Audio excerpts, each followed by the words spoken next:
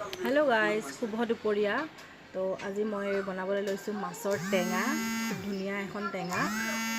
এই টেঙাখন বৰ ভাল খাবলে।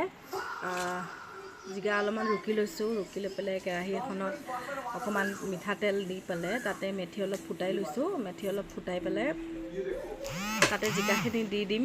ৰুকি লোৱা জিকাখিনি দি দিম। ৰুকি লোৱা জিকাখিনি দি পেলাই অলপ নিমখ হালধি দি পেলাই অলপ জিকাখিনি ভাজি ল'ম। তেতিয়ালৈকে মানে জিকাৰ অকণমান কেঁচা গোন্ধটো নাযায়। তাৰপিছত তাতে নেমু টেঙা দিম। নেমু টেঙা এটা ভালকৈ চেপি ৰসটো উলিয়াই তাতে দি দিম।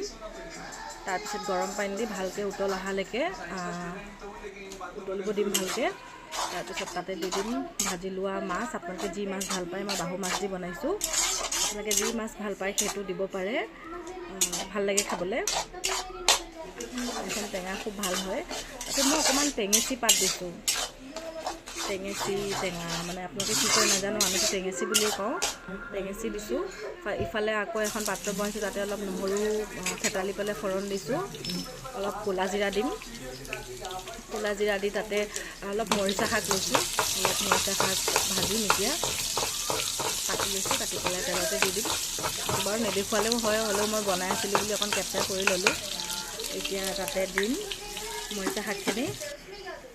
খাবলৈ খুব সোৱাদ হয়। আমি ভাল পাওঁ এনেকৈ খাবলৈ।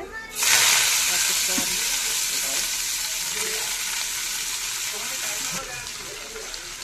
হালধি দি পেলাই ভালকৈ ভাজি ল'ম। এইখিনি ভাজি ল'ম। তেতিয়ালৈকে টেঙাখন ৰেডি হৈ আছে। টেঙাখন হৈ থকালৈকে মই এইফালে ভাতখিনি ভাজি লৈছোঁ। ভাজি পেলাই অকণ গেছটো কমাই থ'ম। সেইখিনি অকণ ভাবলৈ দিম। তাৰপিছত এইফালে আকৌ যাম টেঙালৈ। টেঙাত গোটেইখিনি বস্তু দিয়া হোৱা নাই। সেইখিনি টেঙাচি দিবলৈ আছিলে, পানী দিবলৈ আছিলে। আৰু এতিয়া জিকাৰ পানীখিনি শুহিলে কেঁচা গোন্ধটো গ'ল। ইয়াতে এতিয়া নেমু ৰস দিম। নেমু ৰস দি পেলাই অকণমান উতলিবলৈ দিম, যাতে নেমুৰো মানে অকণমান ফ্লেভাৰটো আহক, জিকাৰ লগত মিলি যাওক। এইখিনি অকণমান উতলিবলৈ দিম। উতলি গ'ল। এতিয়া ইয়াতে অলপমান দি দিম গৰম পানী। ইয়াতে অলপ গৰম পানী দিম। এই গৰম পানী দিয়াৰ পিছত যেতিয়া উতলিব তাতে মাছ দিম। মই অকণমান চেনি দিছোঁ। চেনিটো লোৱা নহ'লে ভিডিঅ'টোত। তেতিয়া বেলেঞ্চটো হয়। ইফালে শাক ভাজিটো হৈ গৈছে। শাক ভাজিটো হৈ গ'ল।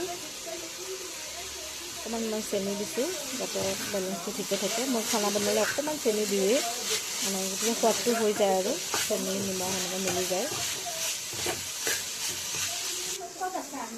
আৰু এতিয়া মই এই টেঙেচি পাতকেইডাল কাটি পেলাই ধুনীয়াকৈ টেঙাত দিম।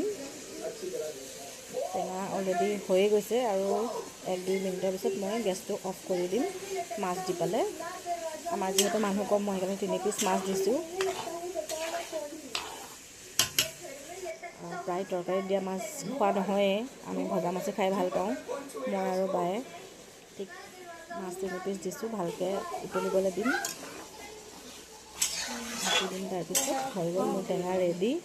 এনেকৈ টেঙাৰ পাতল টেঙাৰ জোল বনাই খাব, বৰ সোৱাদ হয়। আমি এনেকৈ প্ৰায়ে খাওঁ গৰম দিনত।